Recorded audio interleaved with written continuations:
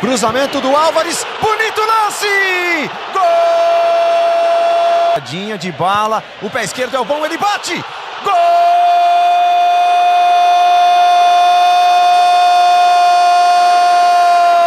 De bala!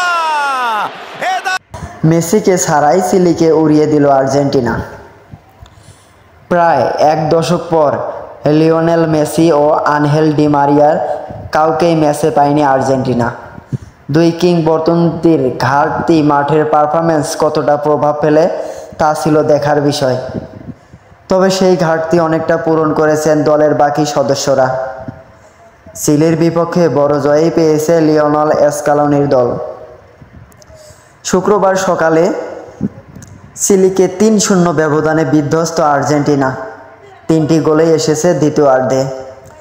জালের দেখা পেয়েছেন ম্যাক আলিস্টার, হুলিয়ান আলভারেজ ও বদলি হয়ে নামা পাওলো দিবালা। ম্যাচের শুরুটা প্রত্যাশার মতো করতে পারেনি আর্জেন্টিনা। প্রথমার্ধে নিজেদের গুছিয়ে নিতে বেশ খানিকটা সময় নিয়েছে তারা। সেই সুযোগ নেওয়ার চেষ্টা করেছে চিলি, তবে দুই দলের কেউ গোলের দেখা পায়নি। তাতে প্রথমার্ধের শেষ হয়ে যায় গোলশূন্য ড্রয়ে। বিরতি থেকে ফিরে ধার বাড়ায় আর্জেন্টিনা। ৪৮তম মিনিটে প্রথমবারের গোল দেখা পায় তারা। আলভারেজ চলতি বলে ক্রস করে চিলির গোলপোস্টের সামনে। সেখান থেকে ম্যাক আলিস্টার শট নিয়ে গোল করেন। ৮৪তম মিনিট আর্জেন্টাইনদের হয়ে যায় দ্বিতীয় গোল। সেই গোলটি করেন আলভারেজ। চিলির বক্সের বাইরে থেকে বাঁ পায়ের দারুণ শটে জালের দেখা পায় তিনি।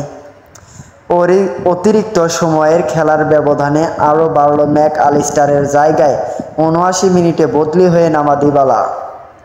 মেসির ১০ নম্বর জার্সি পরে আজ খেলেছেন তিনি। দক্ষিণ আফ্রিকার অঞ্চলের বাছাইয়ের ৭ ম্যাচে ১৮ পয়েন্ট নিয়ে শীর্ষ স্থানে আর্জেন্টিনা। দ্বিতীয় উরুগুয়ের চেয়ে ৫ পয়েন্ট ব্যবধানে এগিয়ে স্ক্যালোনির দল। শীর্ষ ৬টি দল সরাসরি ২০২৬ বিশ্বকাপ খেলার সুযোগ পাবে। সপ্তম দলকে খেলতে হবে প্লে অফে। আপডেট খবর পেতে চ্যানেলটি অবশ্যই সাবস্ক্রাইব করে রাখবেন। ধন্যবাদ।